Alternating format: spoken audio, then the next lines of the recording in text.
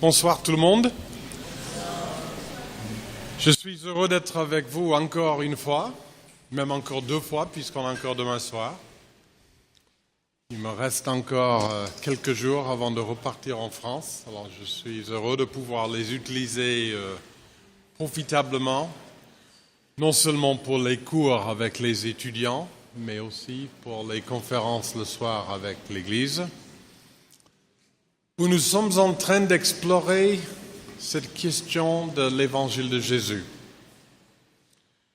Je suis conscient que cette façon de voir l'Évangile nous bouscule un petit peu.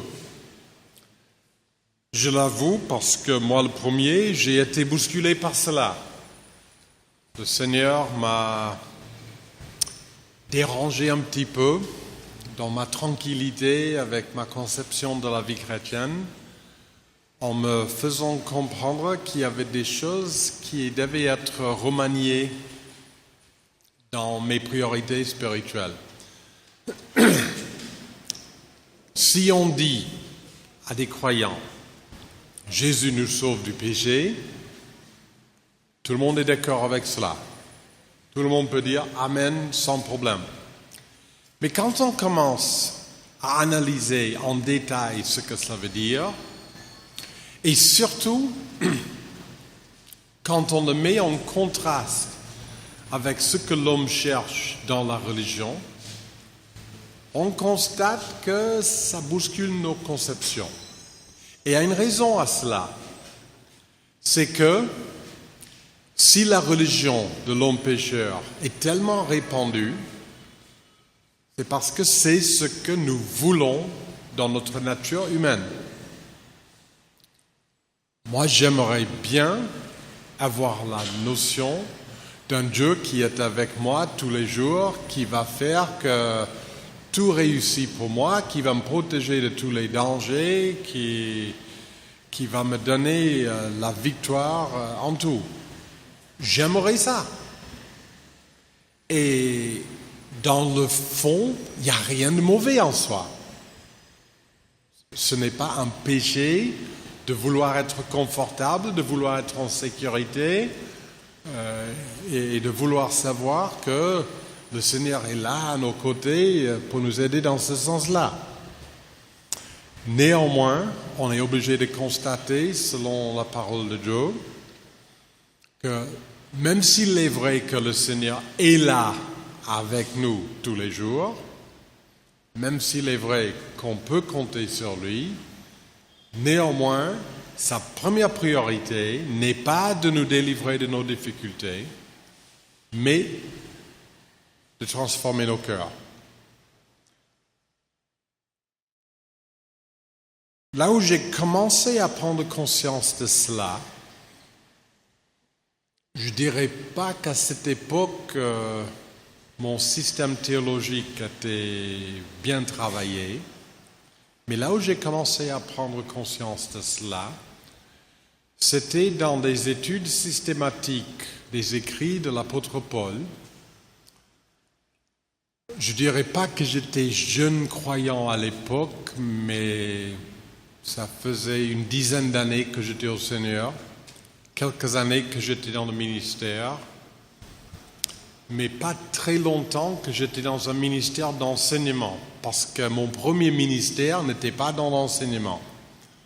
Quand je suis entré dans le ministère, ça étonne certains, mais quand je suis entré dans le ministère, c'était pour faire les travaux pour les églises et pour les centres chrétiens. C'était ce que je savais faire et c'était comme ça que je pouvais servir le Seigneur.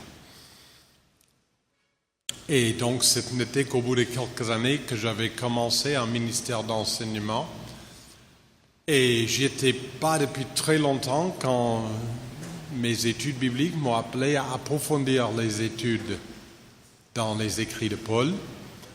Et il y a des choses que j'ai découvertes qui m'ont bousculé, qui ont transformé mes conceptions. Et au fil des années, le Seigneur a travaillé cela.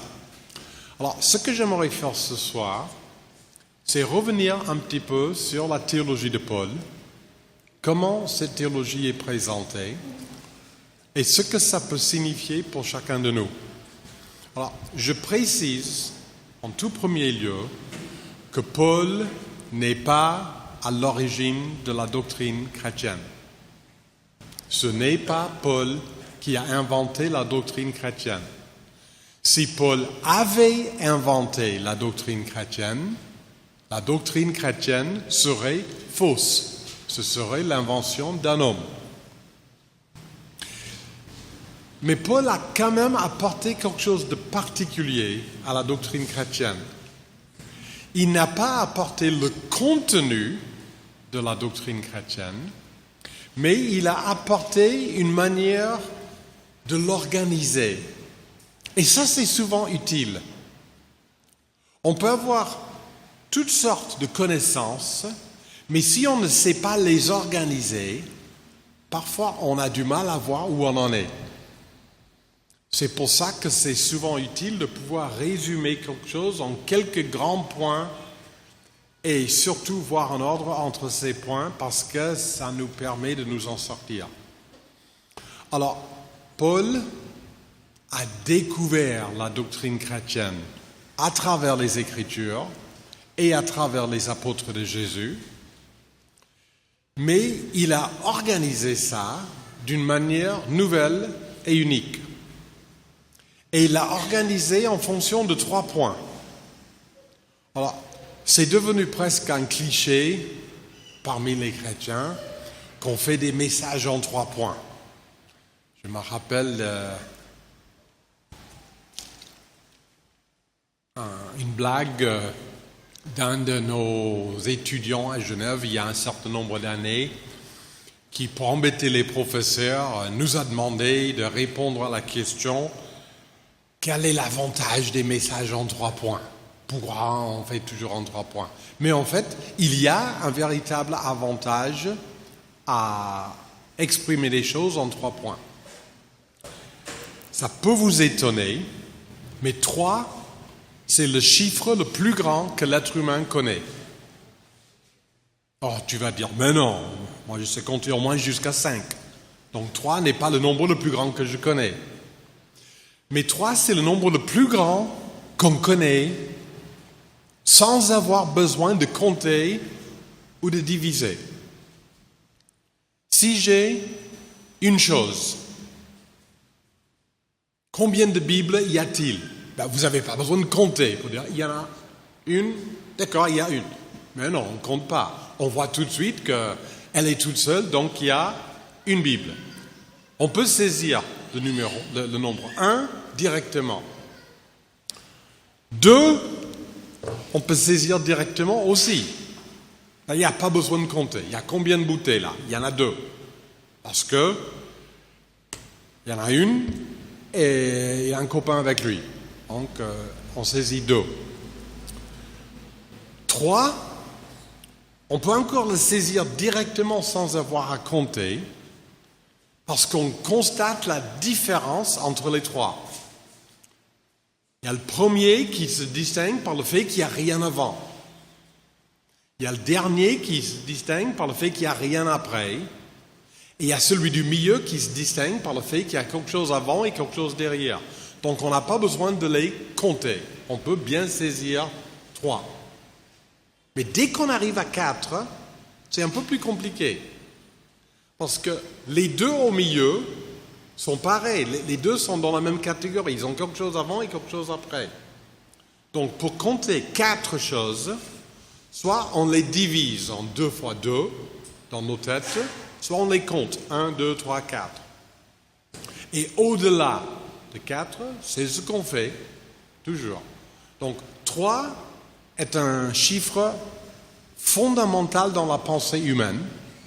Et c'est pour ça que c'est souvent très utile d'organiser les choses en 3 points. En communication, on appelle ça la règle de 3.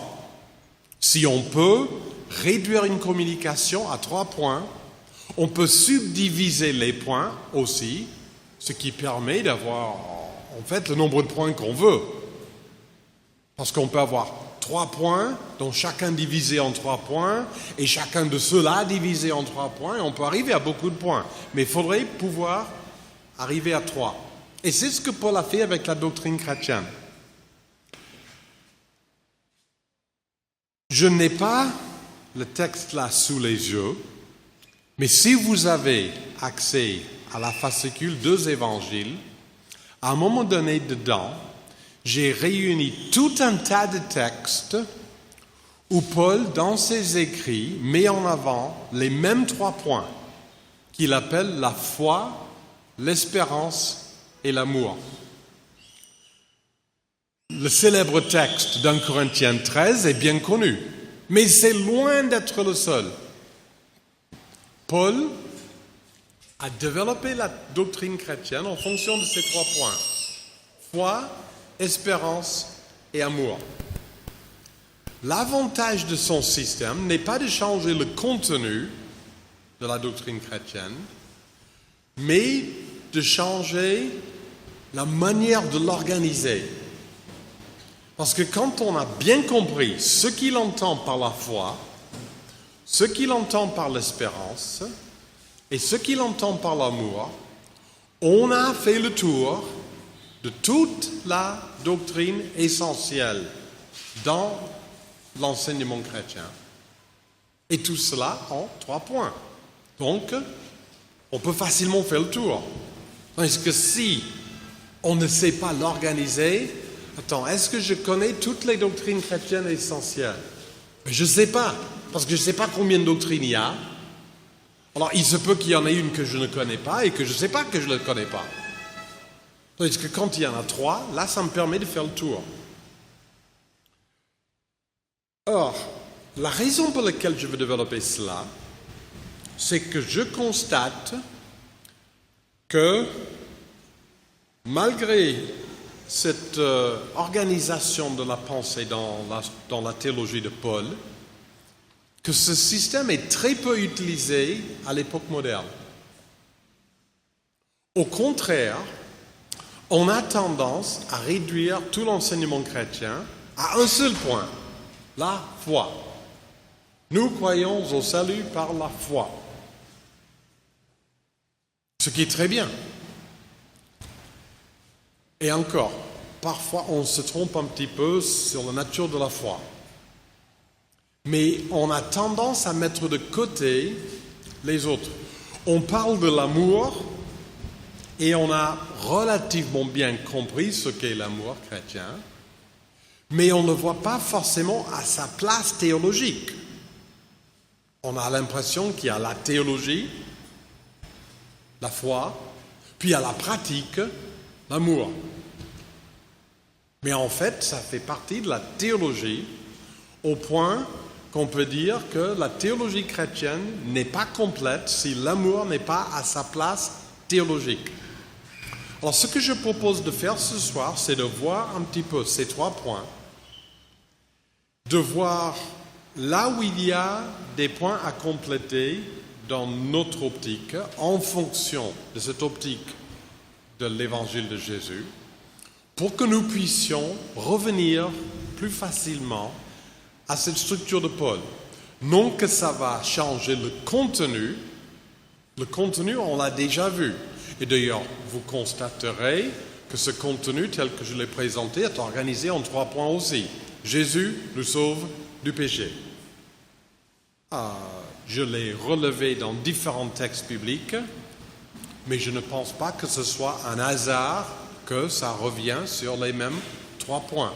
Parce que Dieu qui nous a créés sait que 3 points, c'est facile pour nous de retenir. Donc on va parler de la foi, de l'espérance et de l'amour dans la théologie de Paul. La foi, c'est le point qui a, on pourrait dire, fait fortune parmi les évangéliques. Nous annonçons le message de la foi. Quand on examine ce que Paul met dans le contenu de la foi parle de tout ce qui relève de l'œuvre de Jésus et de la suffisance de l'œuvre de Jésus pour nous. C'est Jésus qui a tout fait pour nous sauver. Et ça, je dirais, c'est le point fort du mouvement évangélique sur le plan théologique. J'estime, tout en reconnaissant qu'il y a des aspects des églises évangéliques qui pourraient s'améliorer, mais j'estime que c'est un point qu'on a assez bien compris. Le salut nous est donné par grâce, sans qu'on l'ait mérité, parce qu'on n'a pas fait les œuvres pour le mériter. Nous n'avons qu'à compter sur l'œuvre de Jésus, c'est ce que Paul appelle la foi, et Dieu nous donne ce salut gratuitement. Cela étant dit, même en disant que c'est un point qui est assez bien développé chez nous, je constate quand même une certaine lacune. C'est qu'on a tendance à déborder de ce cadre-là et à parler de la foi dans d'autres domaines. Et dès qu'on est dans un autre domaine, on commence à dévier un petit peu. Je vais vous illustrer cela. Avez-vous déjà entendu des propos dans le style suivant? Nous avons planifié pour l'église une sortie samedi. On va aller dehors quelque part, on va faire un grand pique-nique. Et par la foi, nous croyons qu'il fera beau. Est-ce que vous avez déjà entendu des propos dans ce style-là? Moi, en tout cas, j'en ai souvent entendu. On espère que quelque chose va se passer de telle ou telle manière. Et on dit, par la foi, on va croire que ça va se passer comme ça. Est-ce que ça rentre dans le cadre de ce qu'est la foi, dans le sens que dit Paul? Je vous invite à regarder l'épître de Paul. Évidemment, on va voir ça à partir des textes de Paul. L'épître de Paul aux Romains. On peut d'ailleurs faire l'étude de l'épître aux Romains en fonction de ces 3 points. La foi, l'espérance et l'amour. D'ailleurs, j'ai le schéma pour le faire dans le fascicule 2 évangiles. La foi, l'espérance et l'amour dans l'épître aux Romains. Et la section sur la foi commence au milieu du chapitre 3 et va jusqu'à la fin du chapitre 5. Alors, nous allons voir cela dans le chapitre 4. Un texte qui m'a bousculé dans ma conception de la foi. Paul présente la notion du salut par la foi en disant ce n'est pas une nouveauté. Parce qu'en tant que juif, le salut vient de la loi. C'est clair, hein? Moïse a donné la loi, Dieu a dit si vous faites ces choses, vous vivrez. Donc, Paul, bon pharisien, on garde la loi et on a droit au salut. Et quand il devient chrétien et qu'il annonce le salut par la foi en Jésus, il a l'audacité de dire dans l'épître aux Romains que ce n'est pas une nouveauté. Mais comment peut-il dire que ce n'est pas une nouveauté? Alors, il regarde Abraham. Abraham, qui est la première personne dans la Bible dont on a un développement détaillé concernant son parcours spirituel. Les personnages qu'on voit avant Abraham, on a juste quelques flashs sur leur vie. Adam et Ève qui ont péché. Caïn qui a tué son frère. Noé qui a construit une arche. Bon, c'est le seul pour lequel on a 2 épisodes, parce qu'il y a aussi l'incident quand il s'est enivré parce qu'il a trop apprécié le vin qu'il arrivait à produire. Mais sinon, on n'a pas toute la vie de Noé. On ne sait pas d'où il sort, celui-là. Mais à partir d'Abraham, on commence à voir le parcours de cet homme. Abraham est l'ancêtre des Juifs. Donc tout bon juif va dire, nous sommes concernés par ce qu'Abraham a vécu. Mais en même temps, Abraham n'est pas israélite. Les Israélites n'existent pas encore à l'époque d'Abraham. Ce qui montre qu'il est un bon exemple aussi bien pour les Juifs que pour les païens. Et Paul dit, que disent les Écritures au sujet du salut d'Abraham? Et il nous sort le texte de Genèse chapitre 15, où il est dit au sujet d'Abraham, Abraham a cru Dieu, pour bien traduire le texte, Abraham a cru Dieu, et cela lui fut compté comme justice. Ce n'est pas Abraham a cru en Dieu. C'est facile de croire en Dieu. L'apôtre Jacques nous dit même les démons croient en Dieu. Ça, c'est pas un exploit. Il y a une différence entre croire en Dieu et croire Dieu. Croire Dieu veut dire, je pense que Dieu dit vrai, je pense qu'il est digne de confiance, je suis prêt à le suivre parce que je crois que ce qu'il dit est juste. Abraham a cru Dieu. Ou Abraham a cru à Dieu, c'est-à-dire la croyance d'Abraham se focalisait sur Dieu. Donc, dès Abraham, salut par la foi, justification par la foi. D'accord, donc tu as raison Paul, ce n'est pas une nouveauté, le salut par la foi est là depuis le début de l'Ancien Testament. Mais qu'est-ce que la foi d'Abraham? Parce que quand on étudie la Genèse et on regarde Abraham, Dieu lui a donné une promesse. Dieu lui a promis qu'il allait avoir une descendance et qu'à travers cette descendance, toutes les familles de la terre seraient bénies. D'accord? Abraham n'a pas de descendance. Sa femme n'a pas d'enfant. Son héritier, c'est un esclave qui est né dans sa maison. D'accord, il est comme un fils pour moi, il va être mon héritier, puisque moi, je n'ai pas de descendant. Dieu lui dit, non, tu auras une descendance, et à travers ta descendance, je vais faire une œuvre qui bénéficiera le monde entier. D'accord. Abraham a dû entendre cela un certain nombre de fois avant d'arriver à ce fameux texte dans le chapitre 15 où il est dit « Abraham crut à Dieu et cela lui fut compté comme justice ». Et même après cela, son parcours spirituel n'était pas parfait. Même après cela, il y a eu des moments de doute. Il y a eu des moments où il a essayé d'arranger ça autrement. Avec l'esclave égyptienne Agar et en disant mon d'accord, comme ça je pourrais avoir un fils, puis ça a produit que des problèmes. Il y a même eu un moment où il a ri devant la promesse de Dieu après cela.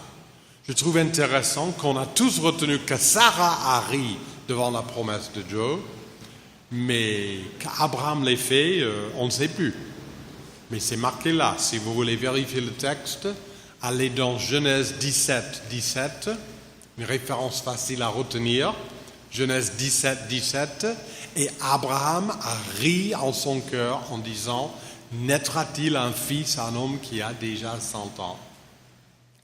Donc on constate que la foi d'Abraham n'est pas le fait de croire quelque chose si fermement que le salut est une récompense pour la qualité de sa foi. Alors qu'on le voit souvent comme ça. Si je crois suffisamment, parce que je crois, ça va se produire. Ce sera en quelque sorte le résultat de la qualité de ma foi.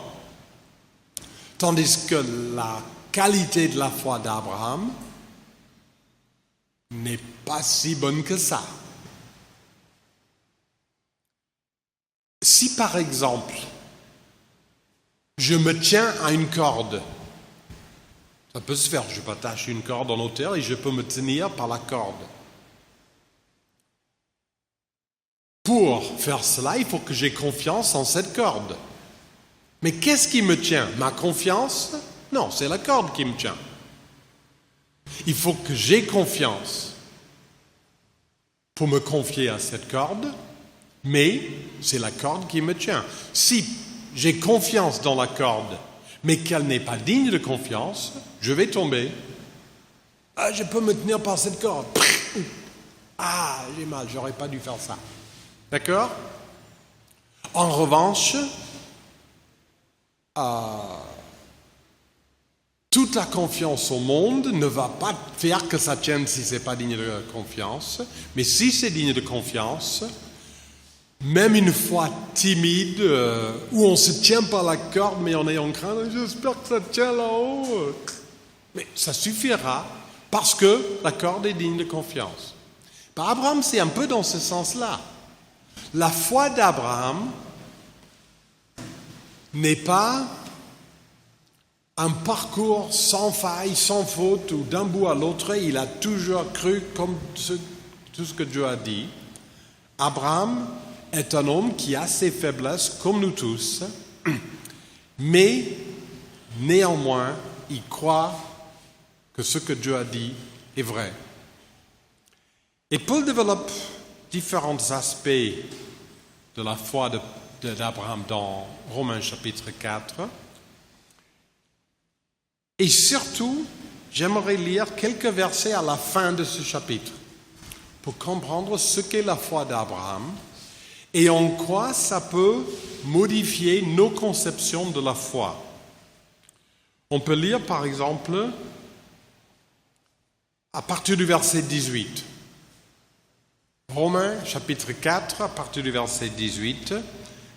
Espérant contre toute espérance, il crut et devint ainsi père d'un grand nombre de nations, selon ce qui avait été dit, telle sera ta descendance.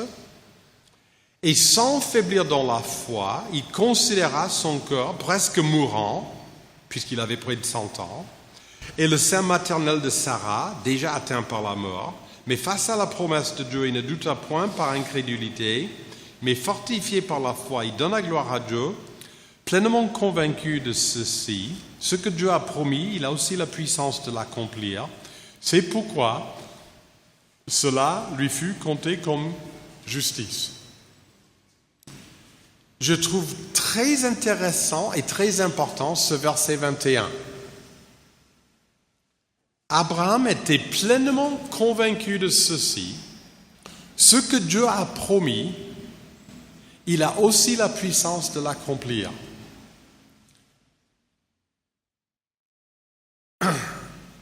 Si je décide que je veux quelque chose, je veux qu'il fasse beau samedi pour la sortie de l'église, et que je dis, on va croire que Dieu fait cela, par la foi ça ira. Quel est le problème face à ce verset? C'est que selon ce verset, la foi d'Abraham, la foi chrétienne, la foi qui nous sert d'exemple, même en tant que chrétien après Jésus, la foi d'Abraham, c'est de croire que ce que Dieu a promis, il a la puissance de l'accomplir. Je peux croire Dieu pour quelque chose qu'il n'a pas promis et me tromper. J'ai connu un couple pastoral en France que j'ai beaucoup apprécié, un amour vraiment profond pour le Seigneur, engagé pour servir le Seigneur et qui a été utilisé par le Seigneur. Et à un moment donné, la femme a eu un cancer au sein. Et donc, elle a suivi un traitement et, a priori, c'était bon. Mais quelque temps après, le cancer au sein est revenu. Et ils avaient cette idée que Si c'est revenu, c'est parce qu'on a compté sur des moyens médicaux plutôt que sur le Seigneur. Donc, on va croire que Dieu va guérir. On va refuser tout traitement médical. On va compter sur Dieu. Et comme ça, tout le monde verra que notre Dieu est vivant, notre Dieu est puissant, notre Dieu est là. Ce que les gens ont vu, c'est qu'elle est décédée de ce cancer, qui peut-être aurait pu être traité. On ne sait jamais avec un cancer au sein. Mais il y a beaucoup de femmes qui l'ont eu, qui ont été traitées par cela et qui ont vécu de longues années après. Mais elle en est décédée. Quel était le problème? Ce n'était pas dans leur confiance, parce qu'ils avaient une pleine confiance que Dieu allait guérir. Leur confiance était totale. Le problème n'était pas non plus dans la puissance de Dieu, parce que Dieu peut guérir. Dieu est tout puissant. Parfois, il fait des miracles de guérison extraordinaires. Leur problème, c'était de croire que la foi s'applique même quand Dieu n'a rien promis. Parce que Dieu n'a pas promis de la guérir. C'est eux qui ont décidé ça.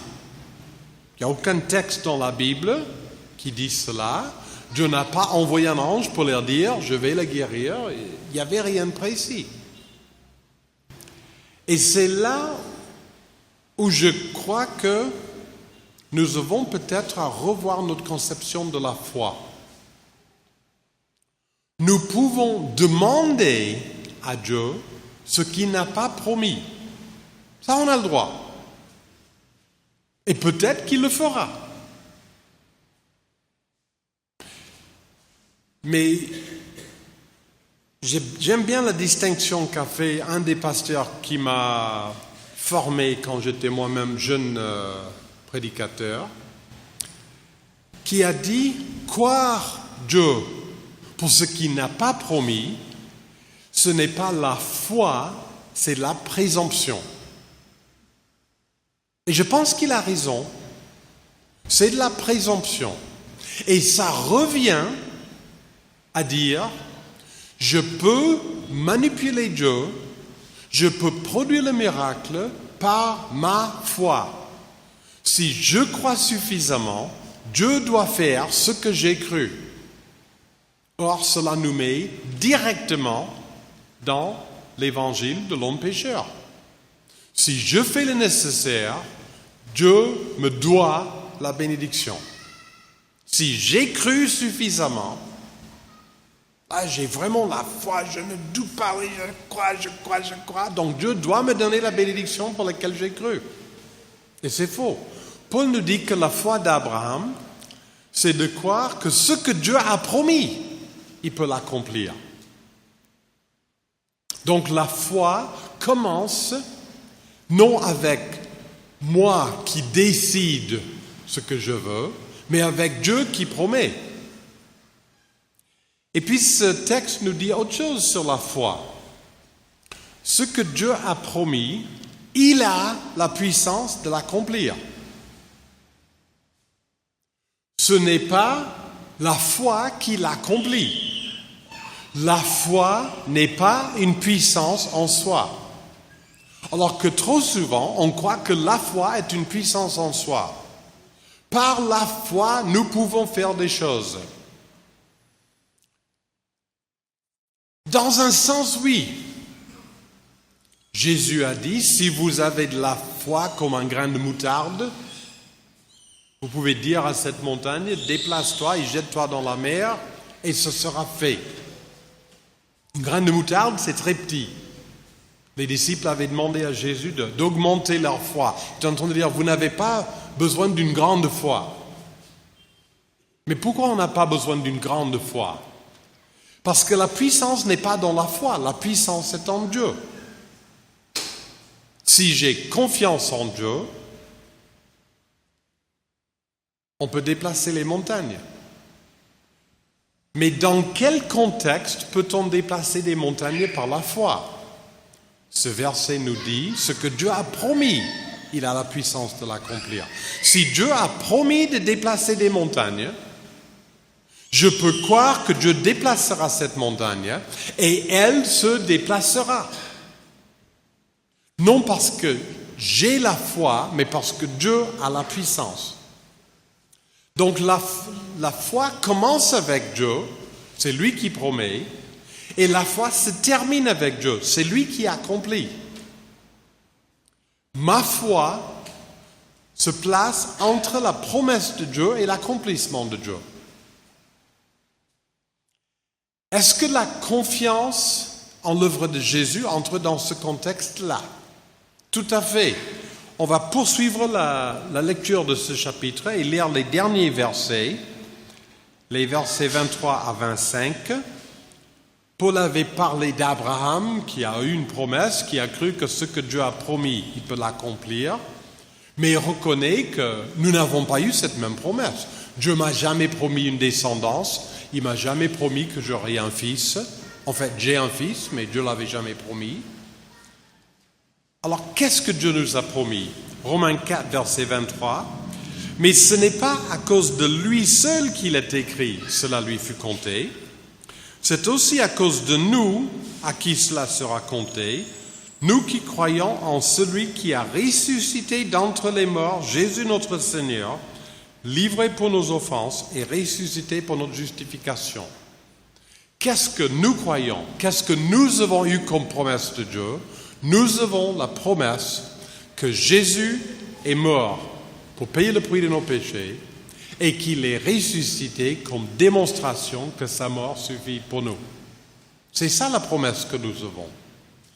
Donc, le salut par la foi qui compte sur l'œuvre de Jésus, entre tout à fait dans ce même schéma. Ce que Dieu a promis, il a la puissance de l'accomplir. Quelle preuve ai-je que la mort de Jésus paie le prix de mon péché? J'ai la promesse de Dieu. Et j'ai la confiance que Dieu dit vrai. Je crois Dieu. Bien sûr, je crois en Dieu, mais plus que croire en Dieu, je crois Dieu. Je crois que quand il me dit « Christ est mort pour tes péchés », je crois cela.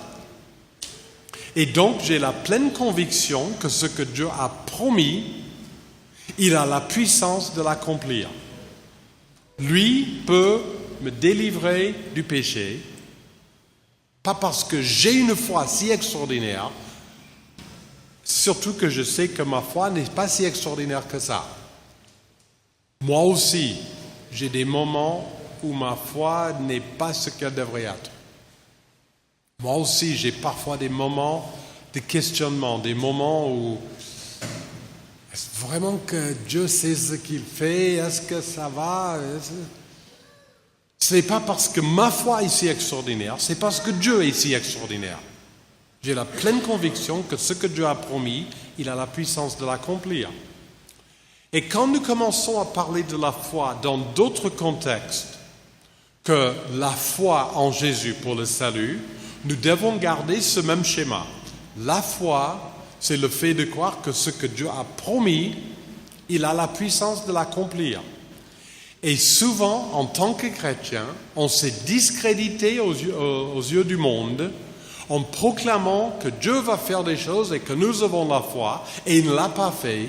Et les gens ont dit, où il est votre Dieu? Eh bien, pour finir, ce n'était pas sa volonté. Alors pourquoi tu as dit qu'il allait le faire? Je me suis trompé. Nous pouvons demander à Dieu ce que nous voulons. On peut demander à Dieu qu'il fasse beau samedi pour le pique-nique de l'église, pas de problème. Et Dieu peut faire en sorte qu'il fasse beau samedi pour le pique-nique de l'église. Comme il peut permettre qu'il y ait un orage à tout casser et qu'on ne peut pas sortir. Parce qu'il est souverain, il fait ce qu'il veut. Nous pouvons demander la guérison à Dieu. Et il peut guérir, ou il peut ne pas guérir. Nous pouvons demander ce que nous voulons à Dieu. Mais nous ne pouvons parler de foi que quand on a une promesse. Soit une promesse dans la parole de Dieu, soit une promesse que Dieu nous a donnée directement. Maintenant, attention avec cela parce que c'est très facile de se tromper en prenant mes désirs pour une promesse de Dieu. J'ai une idée qui me passe par la petite tête et je dis, ça y est, Dieu m'a parlé. Doucement. Parce que c'est peut-être pas Dieu qui me parle. N'empêche qu'il y a des contextes où Dieu nous parle directement et là on peut dire, j'ai la promesse. Alors à ce moment-là, on peut parler de la foi. J'ai la promesse, donc je crois que Dieu a la puissance d'accomplir ce qu'il a promis. Alors voilà quelques réflexions sur la foi. Je dirais que c'est un domaine dans lequel, en tant qu'évangélique, on s'en sort assez bien quand on parle de l'œuvre de Christ pour nous délivrer du péché, mais dans lequel il y a besoin peut-être de raffiner les choses quand on parle de la foi dans d'autres domaines. Quant à l'espérance, en revanche, je crois que ça, c'est le point faible de la doctrine évangélique. Quand on demande à des chrétiens quelle est leur espérance, le plus souvent, ce qu'on va entendre, c'est quelque chose par rapport au ciel. J'ai l'espérance qu'un jour, je serai au ciel, je serai avec le Seigneur, il n'y aura plus de souffrance, il n'y aura plus de problème, tout ira bien. Ça, c'est mon espérance. C'est pas faux qu'il y aura cela. Mais ce n'est pas ce que Paul met dans la doctrine de l'espérance. L'espérance, c'est le principe d'avoir un but, de savoir où on va. Mon ministère m'appelle très souvent à voyager. Parfois, c'est des petits voyages sur le plan local. Je vais monter dans la voiture pour aller à 30 km pour faire une étude biblique. Ou je vais me déplacer à 100 km pour prêcher dans une église. Parfois, c'est un peu plus long. Je vais aller à 400 km pour aller enseigner des cours à l'Institut à Genève. Ou je vais me déplacer à 600 km dans le sud de la France pour faire une conférence dans une église. Parfois, c'est même bien plus long, je vais me déplacer dans d'autres pays et parfois dans des conditions assez particulières. Mais quand je fais un déplacement, je sais où je veux aller. Et le fait de savoir où je veux aller, ça dicte mes choix. Pour venir ici, par exemple, comment est-ce que j'ai fait? Quand je suis sorti de chez moi, comment est-ce que j'ai fait? Je suis sorti de chez moi, moi j'habite dans une rue où j'habite au milieu de la rue, je peux tourner à droite ou à gauche, devant ma porte, à pied. Je n'ai pas la voiture là. J'ai tourné à droite. Pourquoi j'ai tourné à droite?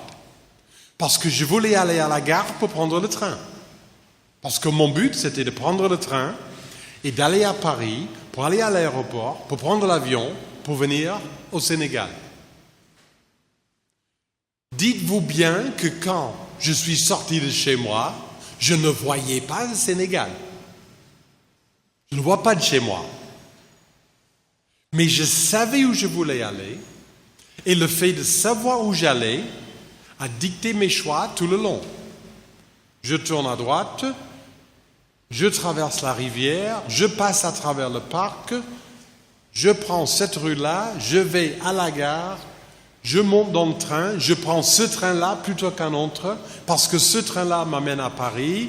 Arrivé à Paris, je prends telle ligne dans le métro pour aller à l'aéroport. Arrivé à l'aéroport, je vais à tel guichet parce que c'est là que se prépare le voyage. Je monte dans tel avion.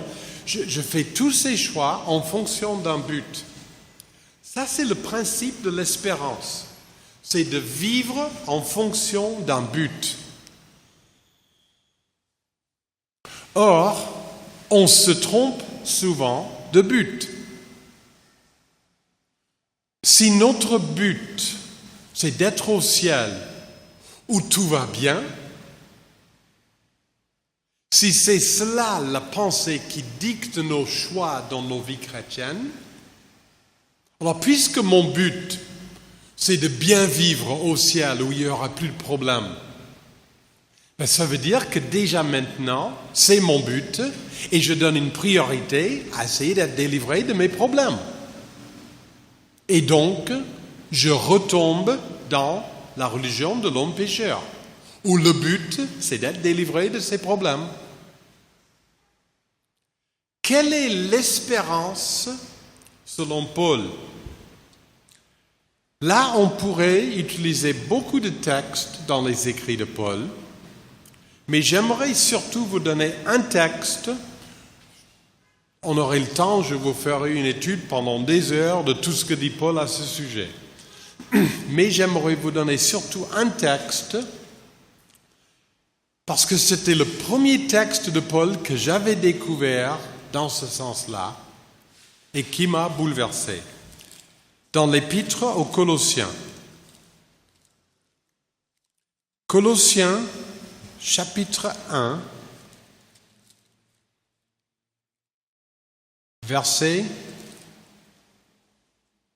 on peut lire les versets 21 et 22. J'ai déjà eu à parler de ce texte dans la conférence, mais je reviens dessus en détail, en plus de détails, parce que c'est important. Colossiens chapitre 1, versets 21 et 22, où Paul trace un peu notre parcours de chrétien, passé, présent et futur. D'abord, il dit « Vous qui étiez autrefois », donc là c'est le passé, « Vous qui étiez autrefois étrangers et ennemis par vos pensées et par vos œuvres mauvaises. » C'est ça ce que vous étiez. Vous étiez étrangers, vous étiez en dehors, vous ne faisiez pas partie de la famille de Dieu. Vous étiez ennemis de Dieu, vous vous opposiez à ce que Dieu règne dans vos vies. Vous étiez étrangers et ennemis par vos pensées et par vos œuvres mauvaises. Il met les pensées en premier. Pas seulement par le fait de faire des mauvaises choses, mais par la disposition de votre esprit. Vous qui étiez tout cela, il vous a maintenant, ça c'est le présent, il vous a maintenant réconcilié par la mort dans le corps de sa chair. Ça, c'est déjà une réalité. Ce n'est pas quelque chose que nous espérons un jour, c'est déjà maintenant. Nous sommes réconciliés. Nous ne sommes plus les ennemis de Dieu, nous sommes réconciliés avec Dieu. Mais ça ne s'arrête pas là. Il vous a maintenant réconciliés par la mort dans le corps de sa chair pour le futur, en vue de vous faire paraître devant lui saint, sans défaut et sans reproche. Pour vous faire paraître devant lui.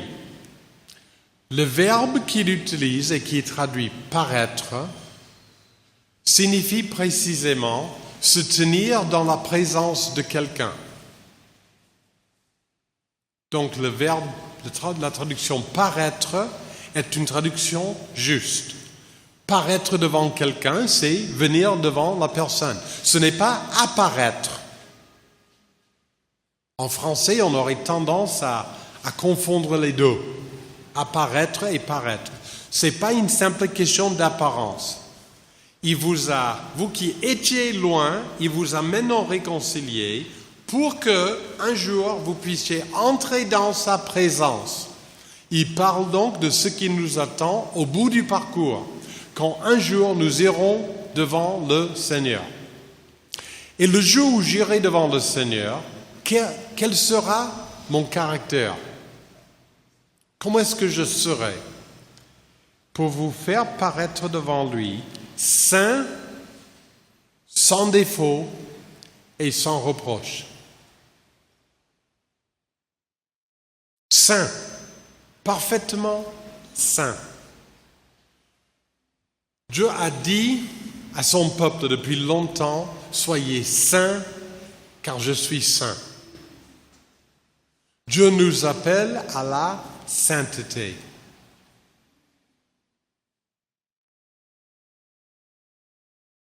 Pour l'instant, dans ma vie chrétienne, je progresse dans la sainteté, mais je constate que je suis encore pécheur. Je pense à la vision du prophète Ésaïe. Ésaïe est un homme que j'admire profondément. Il a tenu ferme pour Dieu à un moment où Israël n'était pas au plus clair sur le plan spirituel. Et Ésaïe a tenu bon, un homme qui est un exemple pour les croyants. Et pourtant, à un moment donné, il a une vision du trône de Dieu. Il a vu Dieu dans sa sainteté, il a vu les chérubins qui chantent « Saint, Saint, Saint est le Seigneur, l'Éternel des armées ». Il a vu Dieu et Ésaïe, qui est pourtant un exemple d'un homme de Dieu, a dit « Malheur à moi, je suis perdu, car je suis un homme dont les lèvres sont impures, et j'habite au milieu d'un peuple dont les lèvres sont impures, et mes yeux ont vu le roi. » C'est mon cas actuellement. Dieu est parfaitement saint. Et moi, je suis pécheur. Je bénéficie de la grâce, je suis pardonné. Paul nous dit dans Romains 8, verset 1, « Il n'y a donc maintenant aucune condamnation pour ceux qui sont en Christ Jésus. » Ça, c'est acquis. Néanmoins, je ne suis pas parfaitement saint. Mais Paul nous dit dans ce verset de Colossiens chapitre 1, ainsi que dans pas mal d'autres versets, et d'autres textes de la Bible nous disent la même chose, qu'au bout du parcours, nous serons saints. Quand Dieu aura fini son œuvre en nous, nous serons réellement, parfaitement saints. Nous serons sans défaut. Et donc, logiquement, si on est saint et sans défaut, on est sans reproche. Il n'y aura rien à reprocher. Pour l'instant, j'ai pas mal de choses à me reprocher. Il y a pas mal de choses que d'autres personnes peuvent me reprocher. Je ne doute pas que l'accusateur des frères qui nous accuse jour et nuit devant le trône de Dieu trouve des choses pour me reprocher. Mais pour Dieu, l'œuvre de Christ suffit, parce que quand j'arrive au bout du parcours, je serai saint, sans défaut et sans reproche. On pourrait développer beaucoup de textes pour appuyer cela. Je ne vais pas citer plein de textes comme ça, parce que ça prendrait trop de temps. Mais je peux vous assurer que plus j'étudie la Bible, plus je découvre des textes qui, explicitement ou implicitement, montrent ce principe qu'un jour, nous serons saints. C'est ça ce que Paul met dans cette catégorie de l'espérance. Mon espérance n'est pas des rêveries qu'un jour je n'aurai plus de problème. C'est que Dieu va me rendre parfaitement saint et que l'œuvre de Jésus à la croix suffit pour cela.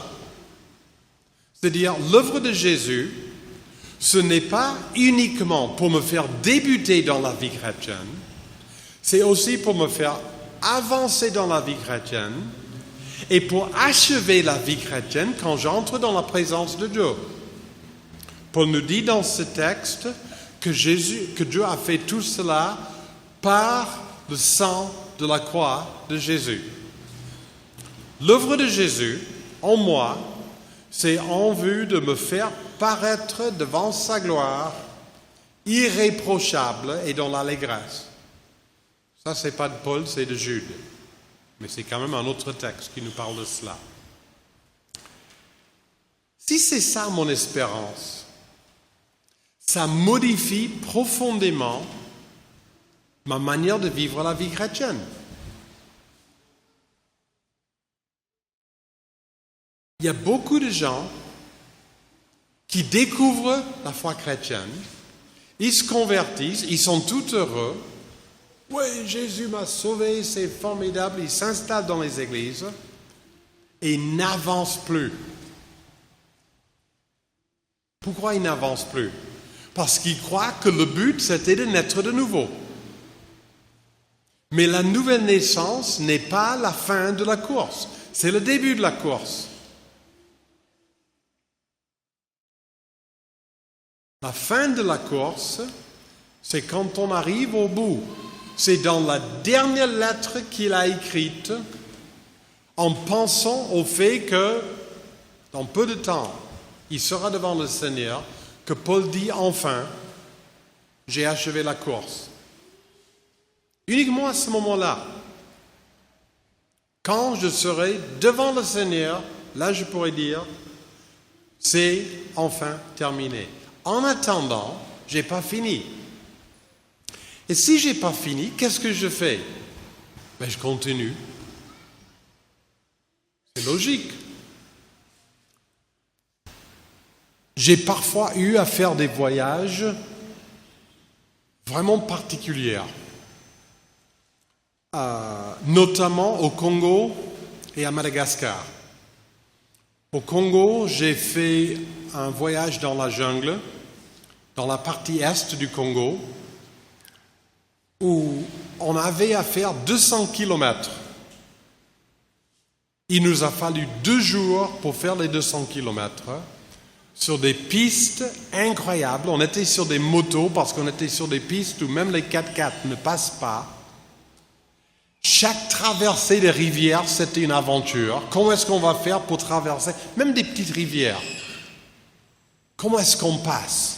Parfois, il y avait des troncs d'arbres sur lesquels on pouvait marcher en équilibre. Et puis, il y en a un qui passe avec la moto en équilibre. Puis il retourne chercher les autres motos. Parfois, on passait dans la boue, dans la rivière. Et on continue. Que des choses. 2 jours. Pourquoi on a continué? Parce qu'on avait un but. Le but, c'était d'aller dans un certain village pour annoncer l'Évangile, pour encourager les chrétiens là-bas. Et donc, on a continué alors que le chemin était souvent très difficile. À Madagascar, j'ai eu l'occasion de faire la descente de la côte Est et de la côte Ouest. Et les deux, c'était des aventures pas possibles. La seule route à peu près potable à Madagascar passe au milieu de l'île. Et encore, elle est à peu près potable. Il y a une partie qui est goudronnée, mais si tu vas aller jusqu'à la ville qui est à la pointe sud de l'île, il y a plusieurs centaines de kilomètres à faire sur des pistes en terre où c'est vraiment pas terrible. Mais au moins ça passe. Mais sur les côtes, c'est n'importe quoi. Et dans 2 voyages différents, ce n'était pas fait en même temps, heureusement. 2 voyages différents, j'ai eu l'occasion de descendre ces côtes et de continuer, alors que c'était difficile, on ne savait pas comment on allait passer. Il n'y avait pas de taxi-brousse, il n'y avait pas de bus, il n'y avait pas de train, il n'y avait pas de... Alors, comment on va faire pour passer? On va attendre qu'il y ait un véhicule et on va voir si ce véhicule peut nous prendre et on va voir combien il demande, combien d'argent. Et puis, parfois voyager dans des conditions pas possibles. Pourquoi on a continué? Parce qu'on avait un but. Ce n'était pas pour se faire plaisir, c'était parce qu'on avait un but. Je veux aller à tel endroit pour annoncer l'Évangile, pour former les pasteurs qui n'ont pas d'occasion là-bas pour avoir la formation. Donc, je continue parce que c'est mon but. La vie chrétienne, c'est comme ça. C'est pas comme un petit voyage sympa sur une route goudronnée où on monte dans la voiture et on roule pendant 1 heure et on arrive et on dit super, tout va bien. C'est plutôt comme un voyage long et difficile où parfois c'est décourageant, parfois c'est pénible, parfois on ne sait pas comment aller de l'avant, mais on continue parce qu'on a un but. Mais si on veut vraiment aller jusqu'au bout dans la vie chrétienne, on doit comprendre quel est le but. Le but n'est pas le fait que je serai confortable et heureux auprès du Seigneur un jour. Le but, c'est que je serai saint dans la présence du Dieu saint. Et ça va donc déterminer mon parcours à tout instant. Chaque fois que j'ai à tourner à droite ou à gauche, je ferai ce choix en disant quel est le choix qui me mène vers la sainteté. J'entends souvent des questions des chrétiens dans le style « Est-ce qu'un chrétien a le droit de ?» Ils veulent que je leur dise « Est-ce qu'on peut faire ça? Est-ce qu'on peut faire ça ?» Ce n'est pas la bonne question à poser. Les Corinthiens se posaient ces questions-là. Est-ce qu'on a le droit de? Et Paul leur a écrit « Tout est permis. Tu as le droit de tout faire. » Ça, ce n'est pas la question. Tout est permis, mais tout n'est pas utile. Ça, c'est la bonne question à poser. Tout n'est pas utile. Mais qu'est-ce qui est utile? Ça dépend du but. Si je veux faire telle chose, telle façon de faire peut être utile. Si je veux faire autre chose, ça n'est pas utile. Pour savoir si une chose est utile, je dois savoir ce que je vais y faire. Où est-ce que je vais? Qu'est-ce que je vais y faire? Quel est le but de tout cela? Pour Paul, la question n'est pas est-ce qu'on a le droit de, c'est qu'est-ce qui est utile?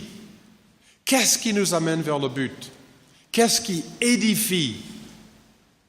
Édifie, c'est avancer dans la sainteté. C'est ça, vivre la vie chrétienne en fonction de l'espérance.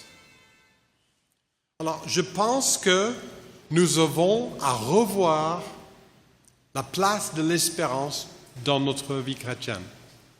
Comprendre que le but, c'est la sainteté, et donc vivre cette détermination à vouloir aller vers la sainteté.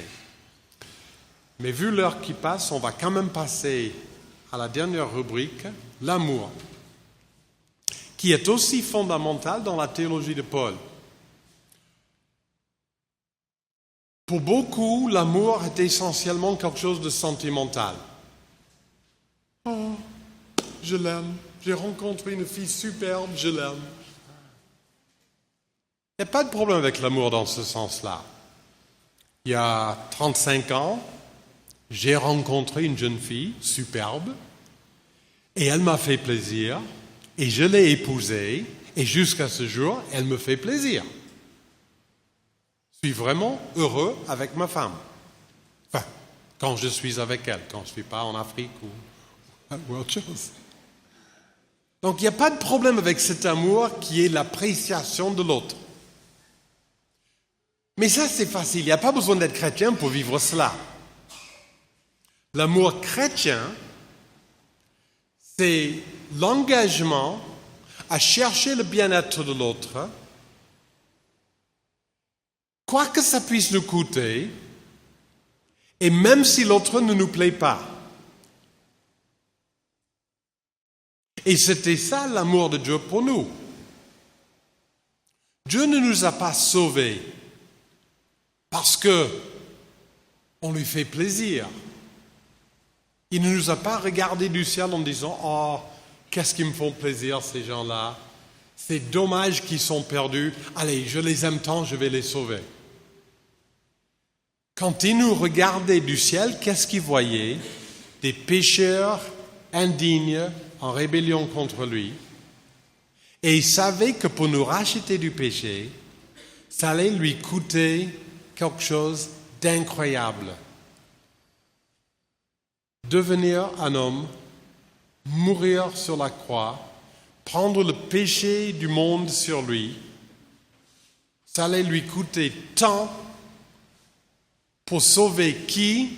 Des gens qui ne méritent pas du tout d'être sauvés. Et il l'a fait. Pourquoi il l'a fait? Parce que c'est ça le véritable amour, et Dieu est amour.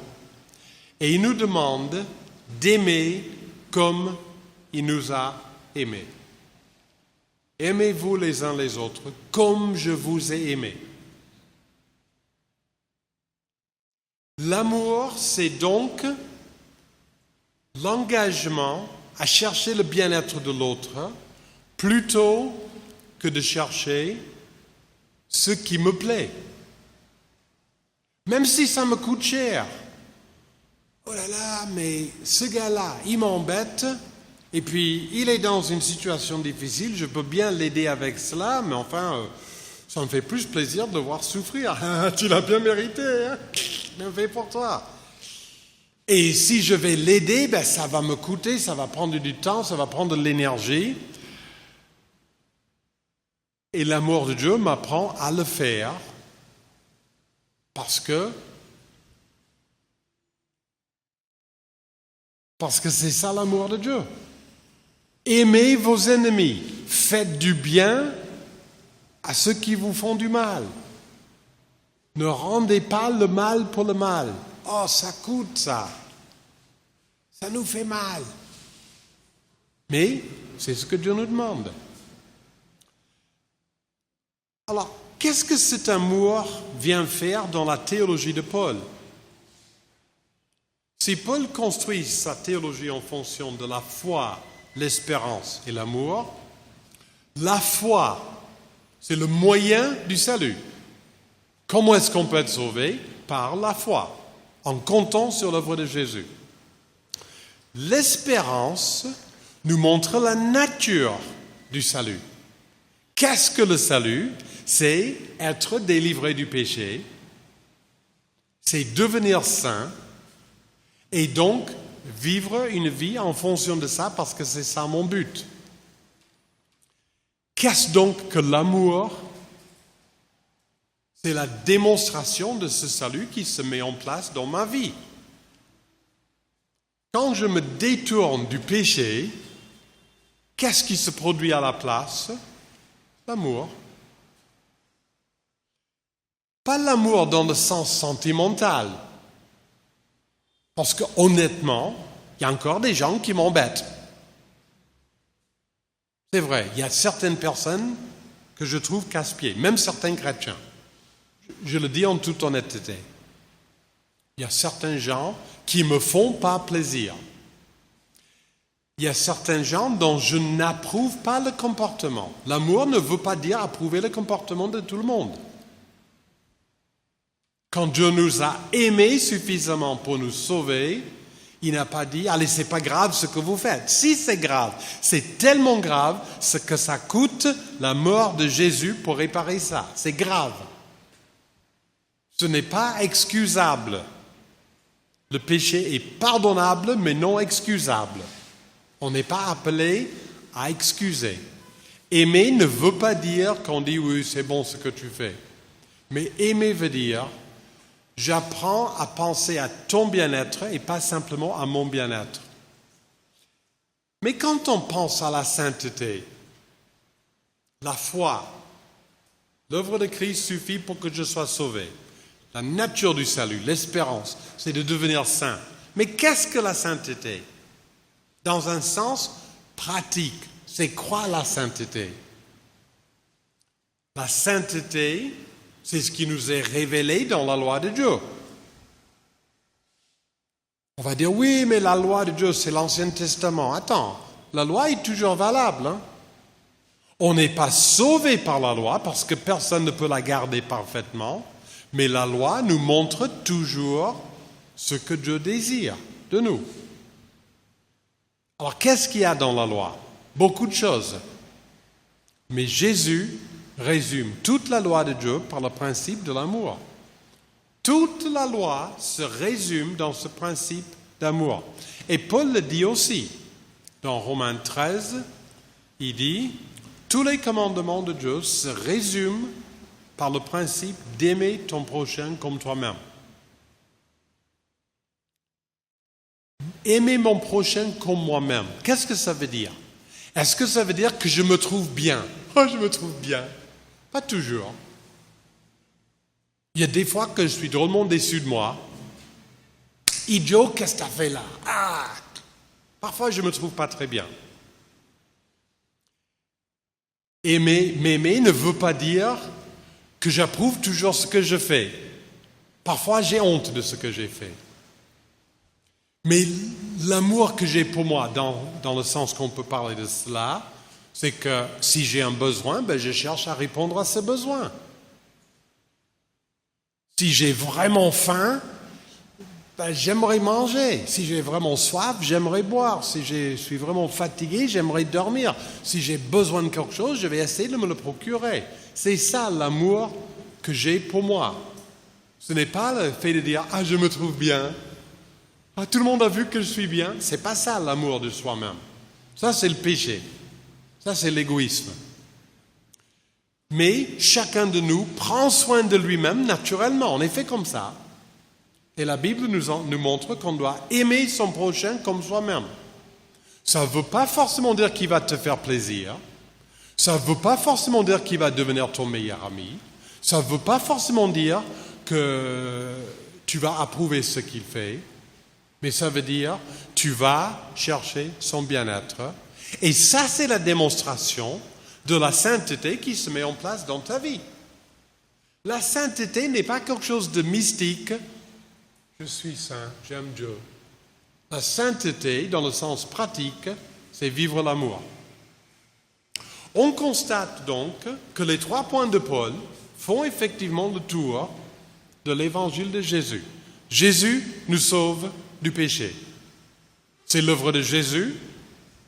Le but est de nous délivrer du péché. Et en faisant cela, il transforme notre caractère pour qu'on apprenne à aimer. En fait, les 3 points de Paul correspondent aux 3 points de l'évangile de Jésus. Jésus nous sauve du péché, foi, espérance, amour. Si donc nous voulons vivre pleinement cet évangile de Jésus, faisons un effort pour aller encore plus loin dans la foi telle que la Bible l'entend. Pas le fait d'essayer de manipuler Dieu parce que j'ai cru fermement, donc Dieu doit faire ce que je veux, mais par le fait de compter sur ce que Dieu a dit. Faisons un effort d'aller de l'avant dans l'espérance. J'ai compris le but de Dieu pour moi et je veux vivre ce but, je veux avancer vers la sainteté. Et faisons un effort d'aller de l'avant dans l'amour, la transformation du caractère qui fait que je mets le bien-être de l'autre avant mon bien-être. La foi, l'espérance et l'amour nous aideront à comprendre encore mieux la nature de l'évangile de Jésus.